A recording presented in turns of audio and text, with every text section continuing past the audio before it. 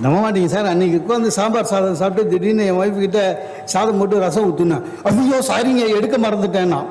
இன்னும் எடுக்க மறந்துட்டேன் குடுகுடுன்னு ஒன்றா சார். ஃப்ரிட்ஜை திறந்து தலையை வீட்டில் விட்டு ஒரே பாத்திரம் சத்தம், சின்னது பெருசுமா பாத்திரம் தான் எனக்கு இது உள்ள கலங்கு. நான் வெள்ளை சாதம் போட்டு உட்காந்துக்கிறேன் ரசம் வரணும். திடீர்னு வந்து 2 கொழுக்கட்டை வச்சா சார்.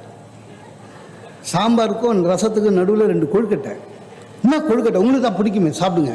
இல்லைடா இது எப்போ பண்ணது அப்படின்னா, பிள்ளையார் சதுர்த்திக்கு பண்ணுங்க. எது செப்டம்பர் 18. ரசத்தை தேடும் போது இது கிடைச்சிதுன்னா.